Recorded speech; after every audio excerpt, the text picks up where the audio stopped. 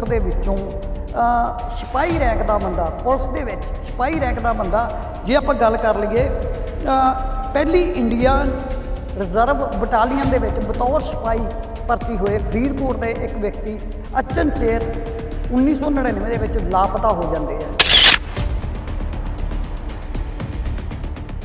ਫਰੀਦਕੋਟ ਦੇ ਵਿੱਚੋਂ ਦਰਜਨ ਦੇ ਕਰੀਬ ਬੱਚੇ ਲਾਪਤਾ ਹੋਏ ਸੀ, ਜਿਨ੍ਹਾਂ ਦਾ ਮੁੱਦਾ ਬਹੁਤ ਗਰਮਾਇਆ ਸੀ, ਪਰ ਬੱਚਿਆਂ ਦਾ ਨਹੀਂ ਪਤਾ ਲੱਗਿਆ। ਹੁਣ ਗੱਲ ਆ ਰਹੀ ਹੈ ਇੱਕ ਸਿਪਾਹੀ ਦੀ। ਪਰਿਵਾਰ ਦੇ ਵਿੱਚ 2 ਬੱਚੇ ਸੀ ਜੋ ਉਸ ਟਾਈਮ 2.5 ਤੋਂ 3 ਸਾਲ ਦੀ ਗੱਲ ਕਰ ਲਈਏ, ਇੱਕ ਬੱਚਾ 2.5 ਤੋਂ 3 ਸਾਲ ਦਾ ਸੀ ਕੋਲੇ, ਉਸ ਤੋਂ ਬਾਅਦ ਦੂਸਰੇ ਬੱਚੇ ਦਾ ਜਨਮ ਹੁੰਦਾ। ਅੱਜ ਉਹ ਦੋਨੇ ਬੱਚੇ ਆਪਣੀ ਮਾਤਾ ਦੇ ਨਾਲ ਰਹਿ ਰਹੇ ਆ, ਜਿਨ੍ਹਾਂ ਦੀ ਉਮਰ ਤਕਰੀਬਨ ਗੱਲ ਕਰ ਲਈਏ 22-24 ਸਾਲ ਦੀ ਉਮਰ ਹੋ ਚੁੱਕੀ ਹੈ। ਦਾ ਹਾਲਾਤ ਥੋੜ੍ਹੇ ਠੀਕ ਸੀਗੇ ਜੀ, ਪਰ ਅੱਜ ਦੇ ਹਿਸਾਬ ਨਾਲ ਸੋਚੇ ਜਾਈਏ ਤਾਂ ਅਸੀਂ ਮਿਹਨਤ ਮਜ਼ਦੂਰੀ ਕਰਦੇ ਹਾਂ, ਮਿਸਤਰੀਆਂ ਦੇ ਨਾਲ ਦਿਹਾੜੀ ਕਰਦੇ ਹਾਂ ਜੀ। ਇਸ ਤੋਂ ਬਾਅਦ ਹੀ ਇਸ ਨੂੰ ਖੋਲ੍ਹਿਆ ਹੀ ਨਹੀਂ ਗਿਆ ਗਾ, ਕਿਉਂਕਿ ਕੋਈ ਕਾਰਵਾਈ ਕਰਨ ਵਾਲਾ ਪਿੱਛੇ ਜਾਂਦਾ ਤੇ ਫੇਰ ਹੀ, ਕਿਉਂ ਸਾਡੀ ਮਾਤਾ ਗਰੀਬ ਹੈ ਜੀ, ਅਨਪੜ੍ਹ ਵਿਚਾਰੀ ਦਾ ਸਾਥ ਕੋਈ ਦੇ ਨਹੀਂ ਰਿਹਾ ਸੀਗਾ ਜੀ। ਦੇਖੋ ਜੀ, ਉਮਰ ਛੋਟੀ ਹੋਣ ਕਰਕੇ ਸਾਨੂੰ ਇੰਨਾ ਪਤਾ ਨਹੀਂ ਸੀਗਾ। ਮੈਂ ਕਰੀਬ 3 ਸਾਲ ਦਾ ਸੀਗਾ, ਮੇਰਾ ਬ੍ਰਦਰ ਆ ਜਿਹੜਾ, ਉਹਦਾ ਜਨਮ 3 ਕੁ ਮਹੀਨੇ ਬਾਅਦ ਹੋਇਆ ਡੈਡੀ ਜੀ ਦੇ ਜਾਣ ਤੋਂ ਬਾਅਦ। ਸਹਾਇਤਾ ਤਾਂ ਦੇਣੀ ਕਿਹਨੇ, ਅੱਜ 22 ਸਾਲ ਹੋ ਚੱਲੇ ਜੀ, ਸਹਾਇਤਾ ਕਿਹਨੇ ਦੇਣੀ ਸੀ? ਜੇ ਦੇਣੀ ਹੁੰਦੀ ਸਹਾਇਤਾ ਤਾਂ ਅੱਜ ਤੱਕ ਖੰਗਾਲ ਕੇ ਸਾਰੇ ਸਬੂਤ ਮੇਰੇ ਪਿਤਾ ਜੀ ਦਾ ਨਾ ਪਤਾ ਕਰ ਦਿੰਦੇ।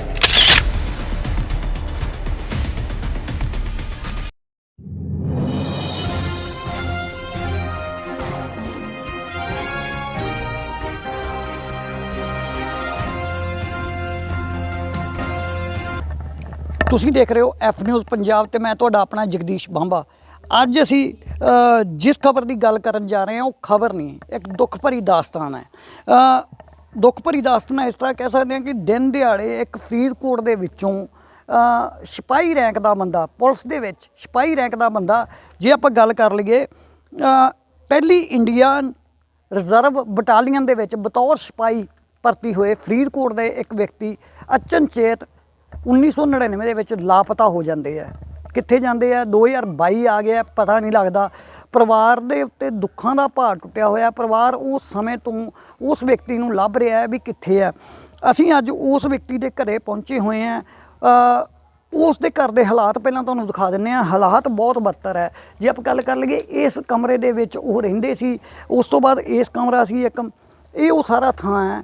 ਅਸੀਂ ਅੱਜ ਬਾਜੀਗਰ ਬਸਤੀ ਦੇ ਵਿੱਚ ਸਥਿਤ ਇੱਕ ਘਰੇ ਆਏ ਹੋਏ ਹਾਂ, ਜਿੱਥੋਂ ਦਾ ਇੱਕ ਵਿਅਕਤੀ ਅਚਨਚੇਤ ਲਾਪਤਾ ਹੋ ਜਾਂਦਾ। ਉਹ ਸਾਡਾ ਇਸ ਖਬਰ ਕਰਨ ਦਾ ਮਕਸਦ ਇਹ ਹੈ ਵੀ ਫਰੀਦਕੋਟ ਦੇ ਵਿੱਚੋਂ ਦਰਜਨ ਦੇ ਕਰੀਬ ਬੱਚੇ ਲਾਪਤਾ ਹੋਏ ਸੀ, ਜਿਨ੍ਹਾਂ ਦਾ ਮੁੱਦਾ ਬਹੁਤ ਗਰਮਾਇਆ ਸੀ। ਬਹੁਤ ਲੋਕਾਂ ਨੇ ਧਰਨੇ, ਮੁਜ਼ਾਹਰੇ, ਅਰਥੀ ਫੂਕ ਪ੍ਰਦਰਸ਼ਨ ਵਗੈਰਾ ਕੀਤੇ ਸੀ, ਪਰ ਬੱਚਿਆਂ ਦਾ ਨਹੀਂ ਪਤਾ ਲੱਗਿਆ। ਹੁਣ ਗੱਲ ਆ ਰਹੀ ਹੈ ਇੱਕ ਸਿਪਾਹੀ ਦੀ, ਜੋ 1994 ਦੇ ਵਿੱਚ ਬਤੌਰ ਸਿਪਾਹੀ ਭਰਤੀ ਹੁੰਦਾ ਤੇ 1999 ਦੇ ਵਿੱਚ ਅਚਨਚੇਤ ਲਾਪਤਾ ਹੋ ਜਾਂਦਾ ਹੈ। ਜਾਂਦਾ ਕਿੱਥੇ ਹੈ ਪਤਾ ਹੀ ਨਹੀਂ ਲੱਗਦਾ ਪਰਿਵਾਰ ਨੂੰ। ਬੜੇ ਪਰਿਵਾਰਾਂ ਤੇ ਦੁੱਖ ਭਰੀ ਦਾਸਤਾਨ ਹੈ। ਅੱਜ ਉਸ ਪਰਿਵਾਰ ਨਾਲ ਤੁਹਾਨੂੰ ਮਿਲਾਉਣ ਲਈ ਲਿਆਏ ਹਾਂ। ਉਸ ਪਰਿਵਾਰ ਦੇ ਕੋਲੇ ਚੱਲਦੇ ਹਾਂ, ਪੁੱਛਦੇ ਹਾਂ ਸਾਰੀ ਗੱਲਬਾਤ ਹੋਈ ਕੀ ਸੀ, ਕਿਵੇਂ ਹੋਈ ਸੀ ਇਹ ਸਾਰੀ ਗੱਲਬਾਤ, ਕਿੱਥੇ ਗਏ, ਕਿਹੜੇ ਮਹਿਕਮੇ 'ਚ ਨੌਕਰੀ ਕਰਦੇ ਸੀ, ਉਸ ਤੋਂ ਬਾਅਦ ਪਰਿਵਾਰ ਦੇ ਕੀ ਹਾਲਾਤ ਹੈ, ਕਿਸ ਤਰ੍ਹਾਂ ਦਾ ਪਰਿਵਾਰ ਹੁਣ ਉਹ ਜ਼ਿੰਦਗੀ ਬਸਰ ਕਰ ਰਿਹਾ। ਕਿਉਂਕਿ ਇਹ ਤੁਹਾਨੂੰ ਅਸੀਂ ਸਾਰੇ ਦਿਖਾ ਦਿੰਦੇ ਹਾਂ ਚਾਰੇ ਪਾਸੇ। ਇੱਕ ਵਾਰੀ ਕੈਮਰਾਮੈਨ ਨੂੰ ਕਹੂੰਗਾ ਨਿਗਾਹ ਮਰਾ ਦਿਓ। ਪਰਿਵਾਰ ਦੇ ਬਹੁਤ ਬੱਤਰ ਹਾਲਾਤ ਹੈ, ਜਿਨ੍ਹਾਂ ਨੂੰ ਕਹਿ ਦਈਏ ਵੱਧ ਤੋਂ ਭਰੀ ਵਿਚਾਰੇ ਜ਼ਿੰਦਗੀ ਕੱਟ ਰਹੇ ਆ। ਪਰਿਵਾਰ ਦਾ ਮੁਖੀ ਜੋ ਸਰਕਾਰੀ ਨੌਕਰੀ ਦੇ ਵਿੱਚ ਸੀ, ਉਸ ਸਮੇਂ ਨੌਕਰੀ ਕਰ ਰਹੇ ਸੀ, ਤੇ ਪਰ ਅਚਨਚੇਤ ਉਹ ਨੌਕਰੀ ਦੇ ਦੌਰਾਨ ਹੀ ਲਾਪਤਾ ਹੋ ਜਾਂਦੇ ਆ। ਕਿੱਥੇ ਜਾਂਦੇ ਆ ਪਰਿਵਾਰ ਨੂੰ ਹਜੇ ਤੱਕ ਨਹੀਂ ਪਤਾ ਉਸ ਚੀਜ਼ ਦਾ। ਪਰਿਵਾਰ ਦੇ ਵਿੱਚ 2 ਬੱਚੇ ਸੀ ਜੋ ਉਸ ਟਾਈਮ 2.5 ਤੋਂ 3 ਸਾਲ ਦੀ ਗੱਲ ਕਰ ਲਈਏ, ਇੱਕ ਬੱਚਾ 2.5 ਤੋਂ 3 ਸਾਲ ਦਾ ਸੀ ਕੋਲੇ, ਉਸ ਤੋਂ ਬਾਅਦ ਦੂਸਰੇ ਬੱਚੇ ਦਾ ਜਨਮ ਹੁੰਦਾ। ਅੱਜ ਉਹ ਦੋਨੇ ਬੱਚੇ ਆਪਣੀ ਮਾਤਾ ਦੇ ਨਾਲ ਰਹਿ ਰਹੇ ਆ, ਜਿਨ੍ਹਾਂ ਦੀ ਉਮਰ ਤਕਰੀਬਨ ਗੱਲ ਕਰ ਲਈਏ 22-24 ਸਾਲ ਦੀ ਉਮਰ ਹੋ ਚੁੱਕੀ ਹੈ। ਆਪਦੇ ਪਿਤਾ ਨੂੰ ਲਗਾਤਾਰ ਉਹ ਲੱਭ ਰਹੇ ਆ, ਕਿੱਥੇ ਗਏ ਆ ਉਹਨਾਂ ਨੂੰ ਵੀ ਨਹੀਂ ਪਤਾ। ਉਦੋਂ ਤੋਂ ਲੱਗੇ ਆ 99 ਤੋਂ ਲੱਭਣ, ਹਜੇ ਤੱਕ 2022 ਆ ਗਿਆ, ਹਜੇ ਤੱਕ ਪਰਿਵਾਰ ਨੂੰ ਪਤਾ ਹੀ ਨਹੀਂ ਲੱਗ ਰਿਹਾ ਵੀ ਪਿਤਾ ਜੀ ਹੈ ਕਿੱਥੇ ਆ।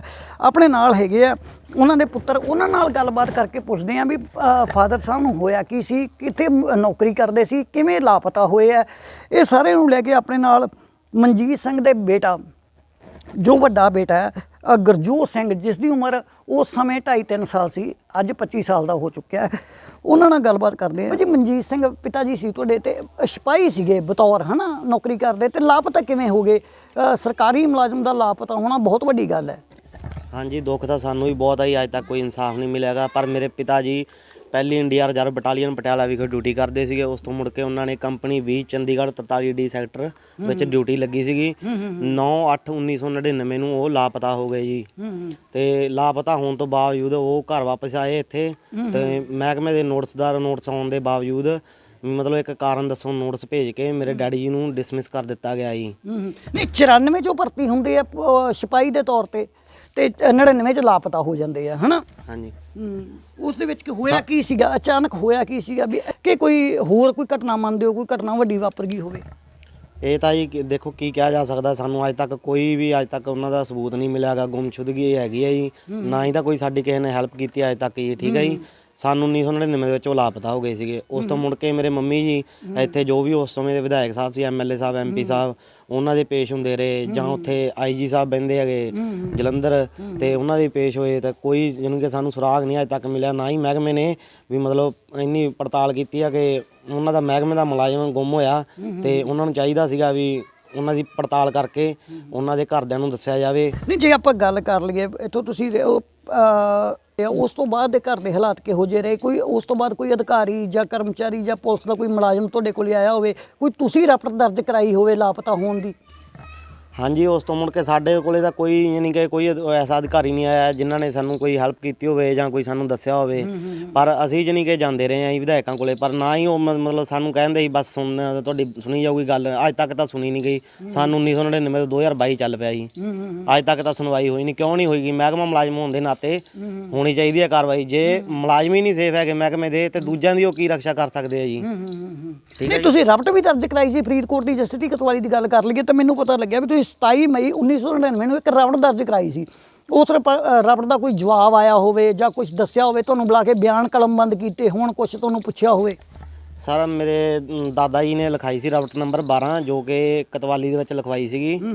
ਤੇ ਉਸ ਤੋਂ ਮੁੜ ਕੇ ਸਾਨੂੰ ਕੋਈ ਕਿਸੇ ਨੇ ਨਹੀਂ ਵੀ ਮਤਲਬ ਵੀ ਇਹੋ ਜਿਹੀ ਕੋਈ ਤਹਿਕੀਕਾਤ ਕੀਤੀ ਵੀ ਵਾਕਈ ਗੁੰਮਸ਼ੁਦਾ ਹੈਗਾ ਉਹ ਵੀ ਡੈਡੀ ਜੀ ਸਾਡੇ, ਵੀ ਇਸ ਮਸਲੇ ਦੇ ਸਾਨੂੰ ਦੱਸਦੇ ਤਾਂ ਸਹੀ, ਕੋਈ ਨਾ ਕੋਈ ਤਾਂ ਜਾਣਕਾਰੀ ਦਿੰਦੇ। ਸਾਡੀ ਮਾਂ ਵਿਚਾਰੀ ਅਨਪੜ੍ਹ ਆ, ਸਾਡੇ ਪਿੱਛੋਂ ਕੋਈ ਇੰਨਾ ਮਤਲਬ ਸਾਥ ਦੇਣ ਵਾਲਾ ਹੈ ਨਹੀਂ ਸੀਗਾ। ਅਸੀਂ ਬਹੁਤ ਹੀ ਗਰੀਬ ਬੰਦੇ ਆ। ਠੀਕ ਆ ਜੀ।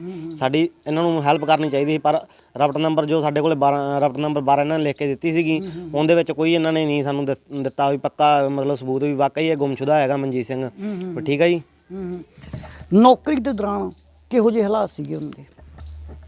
ਉਸ ਟਾਈਮ ਤਾਂ ਹਾਲਾਤ ਥੋੜ੍ਹੇ ਠੀਕ ਸੀਗੇ ਜੀ, ਪਰ ਅੱਜ ਦੇ ਹਿਸਾਬ ਨਾਲ ਸੋਚੇ ਜਾਈਏ ਤਾਂ ਅਸੀਂ ਮਿਹਨਤ ਮਜ਼ਦੂਰੀ ਕਰਦੇ ਹਾਂ, ਮਿਸਤਰੀਆਂ ਦੇ ਨਾਲ ਦਿਹਾੜੀ ਕਰਦੇ ਹਾਂ ਜੀ। ਵੀ ਸਾਡੀ ਇੰਨੀ ਇਨਕਮ ਵੀ ਹੈ ਨਹੀਂ ਵੀ ਜਿਹੜਾ ਅਸੀਂ ਆਪਣਾ ਭਵਿੱਖ ਤੈਅ ਕਰ ਸਕੀਏ ਤੇ ਆਪਣੀ ਬਿਰਧ ਮਾਤਾ ਨੂੰ ਜਾਣੀ ਕਿ ਚੰਗੀ ਮਤਲਬ ਜ਼ਿੰਦਗੀ ਦੇ ਸਕੀਏ।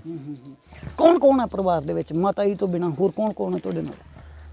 ਸਾਡੇ ਮਾਤਾ ਜੀ ਸ਼੍ਰੀਮਤੀ ਸੁਖਜੀਤ ਕੌਰ ਜੀ, ਤੇ ਮੇਰਾ ਬ੍ਰਦਰ ਛੋਟਾ, ਤੇ ਮੈਂ ਹੀ ਆਈ ਆਪਣੇ ਘਰ ਦੇ ਵਿੱਚ। ਜਦੋਂ ਮਨਜੀਤ ਸਿੰਘ ਲਾਪਤਾ ਹੁੰਦੇ ਆ ਉਦੋਂ ਤੁਹਾਡੀ ਕੀ ਉਮਰ ਕੀ ਸੀਗੀ, ਤੇ ਬ੍ਰਦਰ ਤੁਹਾਡਾ ਛੋਟਾ ਉਹ ਹੈਗਾ ਸੀ ਕਿ ਉਸ ਤੋਂ ਬਾਅਦ ਹੋਏ? ਉਸ ਟਾਈਮ ਮੇਰੀ ਉਮਰ ਕਰੀਬ 3 ਸਾਲ ਦੀ ਸੀ ਜੀ। ਮੇਰੇ ਮਤਲਬ ਜੀ ਮੇਰੇ ਛੋਟੇ ਬ੍ਰਦਰ ਦਾ ਜਨਮ ਉਹਨਾਂ ਦੇ 3 ਜਾਣ ਤੋਂ ਬਾਅਦ 3 ਮਹੀਨੇ ਬਾਅਦ ਹੋਇਆ ਜੀ। 3 ਮਹੀਨੇ ਬਾਅਦ ਦੂਜੇ ਭਰਾ ਦਾ ਜਨਮ ਹੋਇਆ। ਫਿਰ ਉਸ ਤੋਂ ਬਾਅਦ ਕਿਸ ਤਰ੍ਹਾਂ ਦੇ ਹਾਲਾਤ ਰਹੇ? ਕਦੇ ਤੁਸੀਂ ਗਏ ਹੋ ਕਿਸੇ ਕੋਲੇ, ਕੋਈ ਗੱਲਬਾਤ ਕੀਤੀ ਹੋਵੇ ਜਾਂ ਕਿਸੇ ਨੂੰ ਮਿਲੇ ਹੋ? ਕਿਉਂਕਿ ਦੇਖੋ ਜੀ ਦਫ਼ਤਰਾਂ ਦੇ ਚੱਕਰ ਕੱਟ ਕੇ ਤਾਂ ਸਾਡੇ ਮਾਂ ਪਿਓ ਦੀਆਂ ਚੱਪਲਾਂ ਘਸੀਆਂ ਪੈਰਾਂ ਦੀਆਂ ਜੀ। ਠੀਕ ਹੈ ਜੀ। ਤੇ ਜੋ ਕਿ ਇਹਨਾਂ ਦੇ IG ਸਾਹਿਬ ਆ ਜਾਂ ਡਿਪਟੀ ਕਮਿਸ਼ਨਰ ਸਾਹਿਬ ਆ ਜਾਂ DSP ਸਾਹਿਬ ਕਹਿ ਦਈਏ ਆਪਾਂ ਵੀ ਮਤਲਬ ਇੱਕ ਤਾਂ ਉਹ ਜਲੰਧਰ ਬਹਿੰਦੇ ਆ ਅਫਸਰ ਸਾਹਿਬਾਨ ਇਹਨਾਂ ਦੇ ਕਮਾਂਡਰ ਸਾਹਿਬ, ਤੇ ਇੱਕ ਬਹਿੰਦੇ ਚੰਡੀਗੜ੍ਹ ਜੀ। ਠੀਕ ਹੈ ਜੀ। ਤੇ ਜਾਂ ਪਟਿਆਲੇ ਜਾਂ ਜਲੰਧਰ। ਠੀਕ ਹੈ ਜੀ। ਇੰਨਾ ਮਤਲਬ ਵੀ ਸਾਡੇ ਕੋਲੇ ਪੈਸਾ ਹੈ ਨਹੀਂਗਾ ਵੀ ਜਾ ਕੇ ਅਸੀਂ ਉਹਨਾਂ ਦੀ ਮਤਲਬ ਦਫ਼ਤਰ 'ਚ ਮਿਲ ਸਕੀਏ। ਉਹਨਾਂ ਨੂੰ ਜੇ ਜਾਈਦਾ ਤਾਂ ਗਾਂਵ ਅੱਗੋਂ ਮਤਲਬ ਮਿਲ ਨਹੀਂ ਦਿੱਤਾ ਜਾਂਦਾ ਸੀਗਾ, ਜਾਂ ਮਤਲਬ ਅਫਸਰ ਸਾਹਿਬਾਨ ਹੁੰਦੇ ਨਹੀਂ ਸੀ ਉੱਥੇ। ਫਿਰ ਦੱਸੋ ਕੀ ਕਰ ਸਕਦੇ ਹਾਂ ਅਸੀਂ? ਆਪਣਾ ਪੇਟ ਪਾਲੀਏ ਮਜ਼ਦੂਰੀ ਕਰਕੇ ਕਿ ਦਫ਼ਤਰਾਂ ਦੇ ਚੱਕਰ ਲਾਈਏ ਜੀ? ਨੌਕਰੀ ਕਿੱਥੇ ਕਰਦੇ ਸੀ ਪਿਤਾ ਜੀ ਤੁਹਾਡੇ? ਮੇਰੇ ਪਿਤਾ ਜੀ ਪਹਿਲੀ ਇੰਡੀਆ ਰਿਜ਼ਰਵ ਬਟਾਲੀਅਨ ਪਟਿਆਲਾ ਵਿਖੇ ਡਿਊਟੀ ਕਰਦੇ ਸੀਗੇ ਜੀ, ਜੋ ਕਿ ਸਾਨੂੰ 1999 ਦੇ ਵਿੱਚ ਉਹ ਲਾਪਤਾ ਹੋ ਗਏ ਜੀ। ਨਹੀਂ, ਸਿਪਾਹੀ ਭਰਤੀ ਹੋਏ ਸੀ ਉਸ ਸਮੇਂ? ਹਾਂਜੀ, ਸਿਪਾਹੀ ਭਰਤੀ ਹੋਏ ਸੀਗੇ ਜੀ। ਨੰਬਰ 1/417 ਸੀਗਾ ਜੀ ਉਹਨਾਂ ਦਾ। ਰੈਗੂਲਰ ਆਉਂਦੇ ਰਹਿੰਦੇ ਸੀ ਉਸ ਤੋਂ ਬਾਅਦ ਘਰੇ ਉਹ? ਬਸ ਉਹੀ ਜੋ ਡਿਊਟੀ ਤੋਂ ਬਾਅਦ ਛੁੱਟੀ ਮਿਲਦੀ ਹੈ ਜੀ ਉਹ ਤਾਂ ਆਉਂਦੇ ਸੀਗੇ ਹਨਾ ਜੀ। ਤੇ ਉਸ ਤੋਂ ਮੁੜ ਕੇ ਜਾਣੀ ਕਿ ਮਹਿਕਮੇ ਕੰਨਿਓ ਨੋਟਿਸ ਆਉਂਦੇ ਰਹੇ ਇੱਥੇ ਜਦੋਂ ਮੇਰੇ ਡੈਡੀ ਜੀ ਲਾਪਤਾ ਹੋਏ ਆ।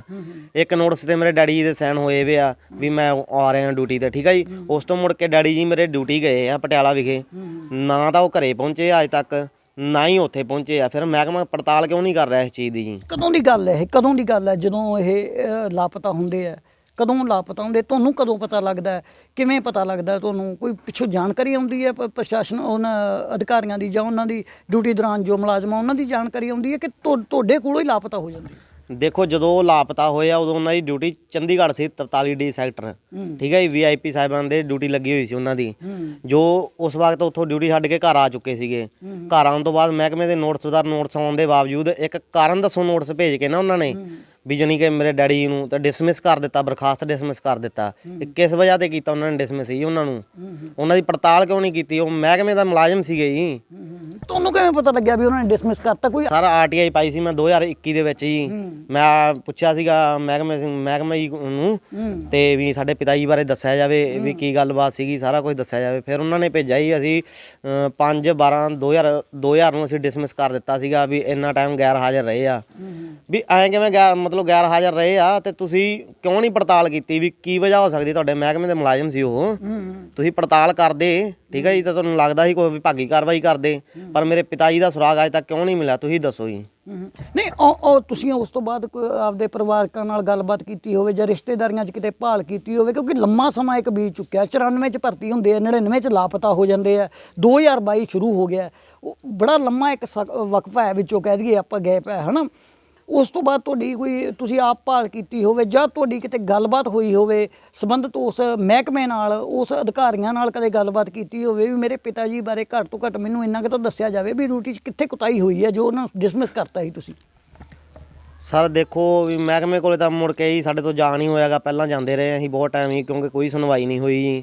ਜੇ ਉਹ ਸੁਣਵਾਈ ਕਰਦੇ ਤੇ ਅੱਜ ਅਸੀਂ ਸਾਡੇ ਆਹ ਹਾਲਾਤ ਨਹੀਂ ਹੁੰਦੇ ਸੀਗੇ ਜੀ। ਤੇ ਪਰ ਅਸੀਂ ਆਪਣੇ ਰਿਸ਼ਤੇਦਾਰੀਆਂ ਦੇ ਵਿੱਚ ਤੇ ਬਹੁਤ ਹੀ ਜਗ੍ਹਾ ਤੇ ਅਸੀਂ ਭਾਲ ਕੀਤੀ ਆ, ਪਰ ਸਾਨੂੰ ਕੁਝ ਵੀ ਨਹੀਂ ਅੱਜ ਤੱਕ ਸੁਰਾਗ ਮਿਲਿਆ ਜੀ। ਤੁਹਾਡੀ ਸਰਕਾਰ ਨੇ ਕੋਈ ਮਦਦ ਕੀਤੀ ਹੋਵੇ ਉਸ ਤੋਂ ਬਾਅਦ? ਕਿਉਂਕਿ ਪਰਿਵਾਰਕ ਮੈਂਬਰ ਹੁੰਦੇ ਆ ਜੋ ਸਰਕਾਰੀ ਮੁਲਾਜ਼ਮ ਦੇ, ਕਿਤੇ ਨਾ ਕਿਤੇ ਉਹਨਾਂ ਨੂੰ ਵੀ ਉਹ ਮਗਰਲੀਆਂ ਗ੍ਰਾਂਟਾਂ ਕਹਿ ਦਿਓ ਸਹੂਲਤਾਂ ਮਿਲਣ ਲੱਗ ਜਾਂਦੀਆਂ ਥੋੜ੍ਹੀਆਂ ਬਹੁਤੀਆਂ। ਤੁਹਾਨੂੰ ਕੋਈ ਮਿਲੀ ਹੋਵੇ ਸਹੂਲਤ?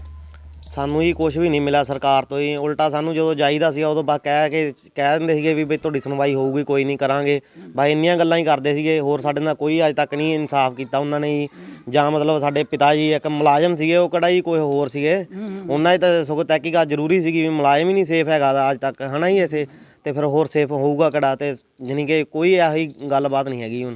ਇੱਕ ਨਾ ਮੈਂ RTI ਪੜ੍ਹ ਰਿਹਾ ਸੀ ਤੁਹਾਡੇ ਵੱਲੋਂ ਜਿਹੜੀ RTI ਪਾਈ ਗਈ ਉਹਦੇ ਵਿੱਚ ਇੱਕ ਬੜੀ ਵਧੀਆ ਉਹਨਾਂ ਨੇ ਇੱਕ ਗੱਲ ਲਿਖੀ ਹੋਈ ਹੈ ਵੀ ਡਿਊਟੀ ਦੌਰਾਨ ਲਗਾਤਾਰ ਗੈਰ ਹਾਜ਼ਰ ਰਹਿਣ ਕਰਕੇ ਡਿਸਮਿਸ ਕਰ ਦਿੱਤਾ ਗਿਆ।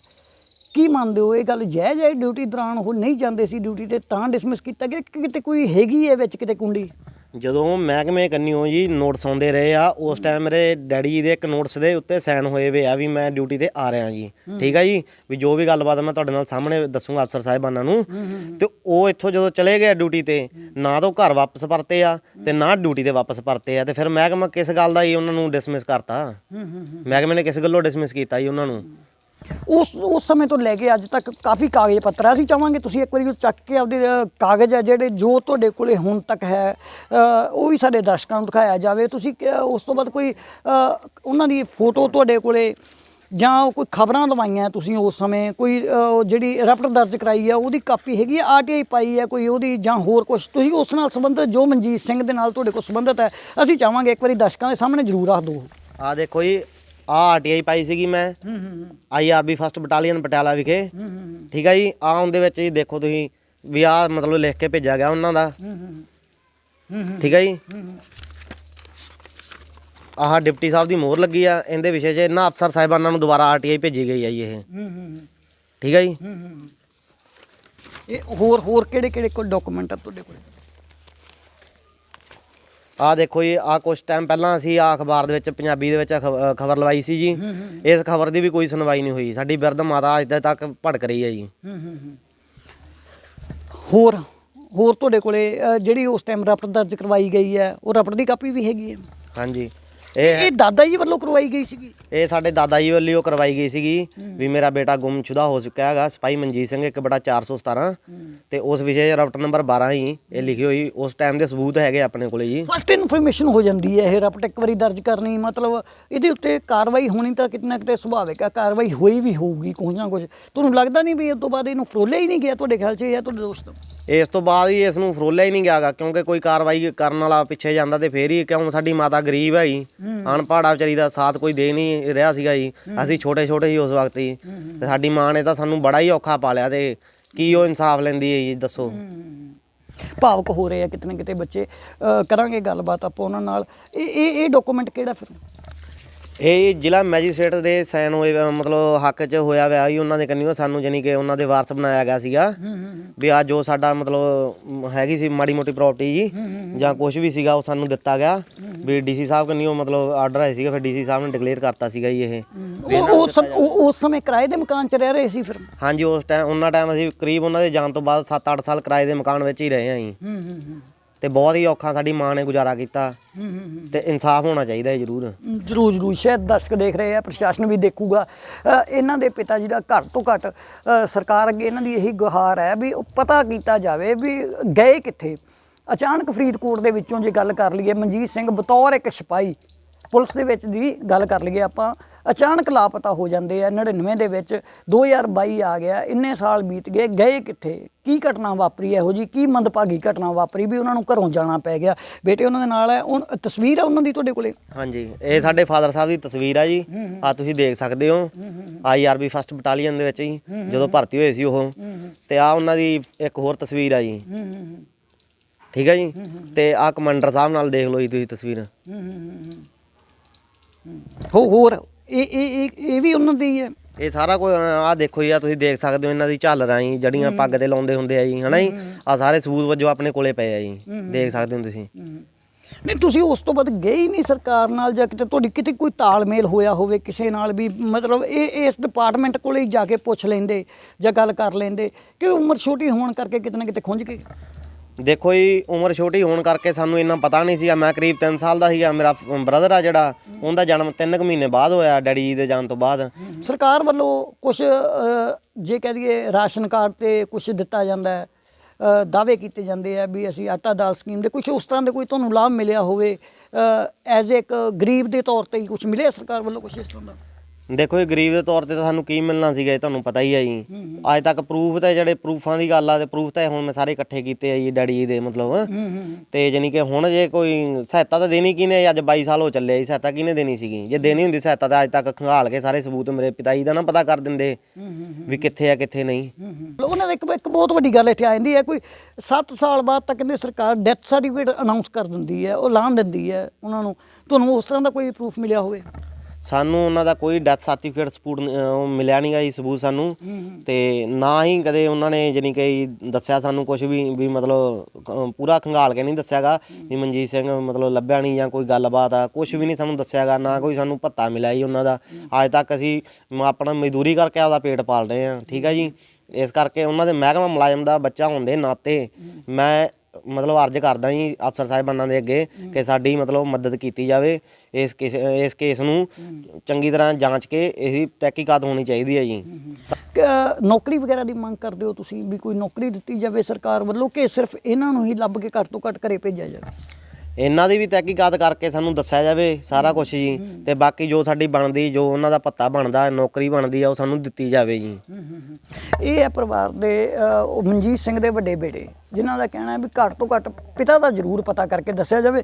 ਪਰਿਵਾਰ ਦੇ ਹੋਰ ਮੈਂਬਰ ਵੀ ਹੈਗੇ ਆ, ਛੋਟਾ ਬੇਟਾ ਵੀ ਉਹਨਾਂ ਦਾ ਨਾਲ ਹੈਗਾ, ਉਹਨਾਂ ਨਾਲ ਗੱਲਬਾਤ ਕਰ ਲੈਂਦੇ ਆ, ਉਹਨਾਂ ਨੂੰ ਪੁੱਛ ਲੈਂਦੇ ਆ। ਬਾਈ ਜੀ ਕੀ ਨਾਮ ਹੈ ਆਪਣਾ? ਮੇਰਾ ਨਾਮ ਰਮਨ ਸਿੰਘ ਆ ਜੀ। ਪਿਤਾ ਜੀ ਦਾ ਤੁਹਾਨੂੰ ਉਸ ਤੋਂ ਬਾਅਦ ਕੁਝ ਪਤਾ ਹੀ ਨਹੀਂ ਲੱਗਿਆ ਫਿਰ? ਨਹੀਂ, ਉਸ ਤੋਂ ਬਾਅਦ ਕੋਈ ਪਤਾ ਨਹੀਂ ਚੱਲਿਆ ਜੀ। ਮਾਤਾ ਜੀ ਕਿੱਥੇ ਰਹਿੰਦੇ ਆ ਹੁਣ? ਮਾਤਾ ਜੀ ਨਾਨਾ ਬਿਮਾਰ ਹੀ ਉੱਥੇ ਗਏ ਹੋਏ ਆ ਜੀ। ਮਾਸੀ ਜੀ ਵੀ ਹੈਗੇ ਆ, ਆਪਾਂ ਮਾਸੀ ਜੀ ਨਾਲ ਵੀ ਗੱਲ ਕਰ ਲੈਂਦੇ ਆ, ਉਹਨਾਂ ਨੂੰ ਪੁੱਛ ਲੈਂਦੇ ਆ। ਕੀ ਨਾਮ ਹੈ ਜੀ ਤੁਹਾਡਾ? ਮੇਰਾ ਨਾਮ ਕੁਲਵਿੰਦਰ ਕੌਰ ਹੈ ਵੀਰ ਜੀ। ਮਨਜੀਤ ਸਿੰਘ ਅਚਾਨਕ ਲਾਪਤਾ ਹੁੰਦੇ ਆ ਹਾਂਜੀ, ਹਾਂਜੀ। ਹਨਾ ਕੀ ਘਟਨਾ ਕੀ ਵਾਪਰਦੀ ਹੈ ਇਹੋ ਜਿਹੀ ਕੀ ਕਿਤੇ ਘਰੇਲੂ ਕੋਈ ਗੱਲਬਾਤ ਹੋਈ ਹੋਵੇ? ਨਹੀਂ ਘਰੇਲੂ ਕੋਈ ਗੱਲਬਾਤ ਨਹੀਂ ਹੋਈਗੀ। ਡਿਊਟੀ ਤੋਂ ਗਏ ਸੀ ਤੇ ਡਿਊਟੀ ਤੋਂ ਵਾਪਸ ਨਹੀਂ ਆਏ, ਸਾਡੇ ਘਰੇ ਨਹੀਂ ਆਏ ਮੁੜ ਕੇ। ਸਾਨੂੰ ਨਹੀਂਗਾ ਪਤਾ ਲੱਗਿਆ ਕਿੱਥੇ ਗਏ ਕਿੱਥੇ ਨਹੀਂ ਗਏ। ਪਰ ਮਹਿਕਮੇ ਵਾਲਿਆਂ ਨੇ ਕੋਈ ਸੁਣੀ ਨਹੀਂ। ਮੇਰੀ ਭੈਣ ਨੇ ਦਿਹਾੜੀਆਂ ਕੀਤੀਆਂ, ਘਰਾਂ ਦੇ ਕੰਮ ਕਰਦੀ ਹੈ, ਬੱਚੇ ਪਾਲਦੀ ਹੈ, ਜਿੰਨੇ ਕੁ ਜੋਗੀ ਮਾਂ ਆ ਉਹਨੇ ਕੁ ਜਿੰਨੇ ਆ। ਸਾਡਾ ਘਰ ਵੇਖਿਆ ਜਾਵੇ ਜਿਹੋ ਜਿਹਾ ਹੈਗਾ, ਤੇ ਵੀ ਅੱਜ ਤੱਕ ਨਾ ਤਾਂ ਉਹ ਘਰੇ ਆਇਆ ਤੇ ਨਾ ਸਾਨੂੰ ਕੁਛ ਮਿਲਿਆ। ਤੁਸੀਂ ਗਏ ਸੀ, ਤੁਸੀਂ ਆਪ ਨਾਲ ਜਾਂਦੇ ਰਹੇ ਹੋ ਪਤਾ ਕਰਨ? ਮਨਜੀਤ ਦੀ ਵਾਈਫ ਦੇ ਨਾਲ ਤੁਸੀਂ ਆਪ ਜਾਂਦੇ ਰਹੇ ਹੋ ਪਤਾ ਹਾਂਜੀ ਕਰਨ? ਹਾਂਜੀ ਜਾਂਦੇ ਰਹੇ ਹਾਂ ਅਸੀਂ। ਉੱਥੋਂ ਸਾਨੂੰ ਕੁਛ ਨਹੀਂ ਆਖਿਆ, ਸਾਨੂੰ ਮਿਲਾਉਂਦੇ ਹੀ ਨਹੀਂ ਸੀ ਅੱਗੇ, ਬਾਹਰੋਂ ਹੀ ਘੱਲ ਦਿੰਦੇ ਸੀ, ਕਹਿੰਦੇ ਥੋੜੀ ਗੱਲ ਕਰਾਂਗੇ। ਨਹੀਂ, ਉਹਨਾਂ ਨੇ ਸਾਡੀ ਸੁਣਾਈ ਨਹੀਂ ਕੀਤੀ ਗੀ।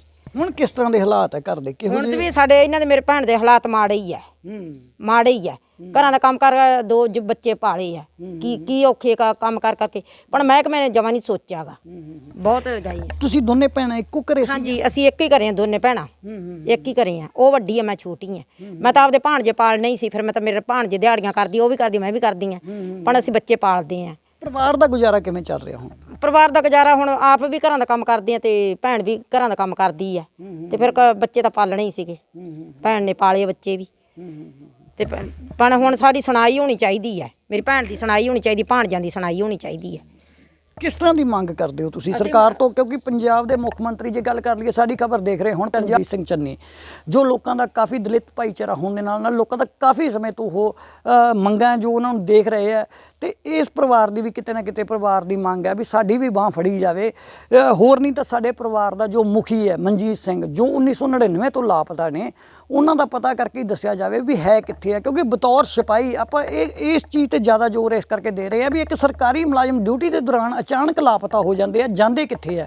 ਇਹੀ ਪਰਿਵਾਰ ਅੱਜ ਦਾ ਪੁੱਛ ਰਿਹਾ। ਕੋਈ ਵੱਡੀ ਮੰਗ ਨਹੀਂ ਗੀ ਉਹਨਾਂ ਦਾ, ਸਿਰਫ ਇਹੀ ਕਹਿਣਾ ਹੈ ਵੀ ਸਾਡੇ ਪਿਓ ਦਾ ਪਤਾ ਕਰਕੇ ਸਾਨੂੰ ਦੱਸ ਦਿੱਤਾ ਜਾਵੇ ਵੀ ਹੈ ਕਿੱਥੇ ਹੈ। ਕੋਈ ਬਾਹਲਾ ਲੰਮਾ ਚੌੜਾ ਨਹੀਂ ਗਾ। ਜੇ ਕਹਿ ਲਈਏ ਆਪਾਂ ਬਹੁਤੀਆਂ ਕੋਈ ਵੱਡੀ ਨੌਕਰੀ ਦੀ ਮੰਗ ਨਹੀਂ ਕਰ ਰਹੇ, ਬਹੁਤ ਪੈਸੇ ਦੀ ਮੰਗ ਨਹੀਂ ਕਰ ਰਹੇ, ਕੋਈ ਗ੍ਰਾਂਟਾਂ ਦੀ ਮੰਗ ਨਹੀਂ ਕਰ ਰਹੇ। ਸਿਰਫ ਪਰਿਵਾਰ ਆਪਦੇ ਤੇ ਆਪਦੇ ਪਿਤਾ ਦਾ ਪਤਾ ਕਰ ਰਹੇ ਆ ਵੀ ਸਾਡਾ ਪਿਤਾ, ਬੱਚੇ ਪੁੱਛ ਰਹੇ ਆ ਹੈ ਕਿੱਥੇ ਆ। ਉਹੀ ਸਰਕਾਰ ਦੱਸ ਦੇਵੇ।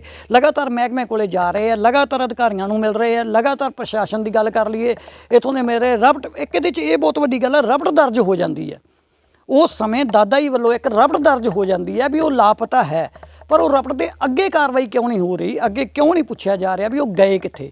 ਪਰਿਵਾਰ ਕੋਲੇ ਸਾਰੇ ਤੁਹਾਨੂੰ ਦਿਖਾ ਦਿੰਦੇ ਆ, ਸਾਰੇ ਡਾਕੂਮੈਂਟ ਹੈ, ਪਰਿਵਾਰ ਲੈ ਕੇ ਬੈਠਾ ਹੋਇਆ, ਉਹਨਾਂ ਦੇ ਡਾਕੂਮੈਂਟ ਉਹ ਸਾਰੇ ਜੋ ਉਸ ਸਮੇਂ ਦੀ ਗੱਲ ਕਰ ਲਈਏ, ਆਧਾਰ ਕਾਰਡ, ਇਹ ਬੱਚਿਆਂ ਦੇ ਆਧਾਰ ਕਾਰਡ ਹੈਗੇ ਆ, ਹੈ ਨਾ। ਇਹ ਉਹਨਾਂ ਦੇ ਮਤਲਬ ਵਾਈਫ ਹੈ ਜੋ ਸੁਖਜੀਤ ਕੌਰ, ਉਹਨਾਂ ਦਾ ਆਧਾਰ ਕਾਰਡ ਹੈ ਇਹ ਬਣਿਆ ਹੋਇਆ।